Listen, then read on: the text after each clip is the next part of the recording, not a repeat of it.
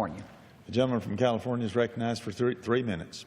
Thank you, Mr. Speaker, and I want to thank the chairman and the ranking member for their leadership on all veteran issues. Today, I rise in support of H.R. 1162, the No Hero Left Untreated Act.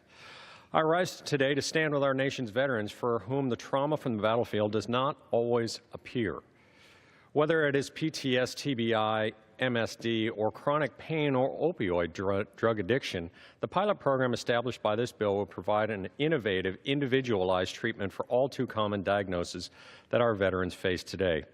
Using a suite of FDA-approved medical tools, the magnetic EEG, EKG guided resonance therapy, or MERT, is a non-pharmaceutical and non-invasive procedure that has already shown great promise. This bill requires the Secretary of Veterans Affairs to establish the pilot program, treat 50 veterans using MRT, and then come with 2 different VA locations, and then come back with a report at the end of that.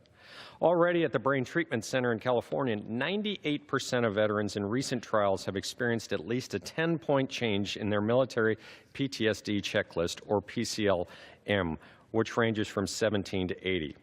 The active duty military has already begun clinical trials using the MRT procedure at Tinker Air Base, concluding that, quote, transcranial MRT is a promising adjuvant treatment modality to help veterans suffering from PTSD.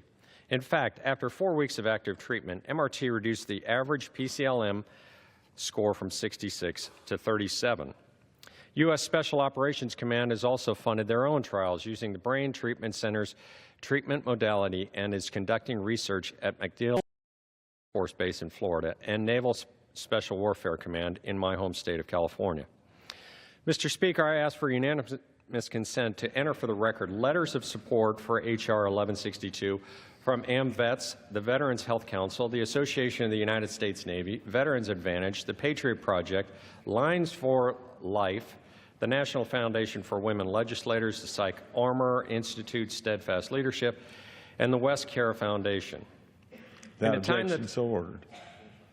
In the time that Defense Department maintains technological superiority over our adversaries in combat, our Veterans Affairs Department must continue to push the technological limit to treating our selfless service members once their duty is done.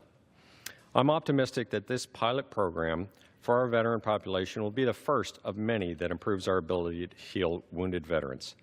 Mr. Speaker, I'll leave you with one last quote. As the AMVETS Executive Director stated in his letter of support for this bill, it is imperative that we, as a nation, look at new ways to help those who have stood up and walked the walk and suffer the consequences day after today.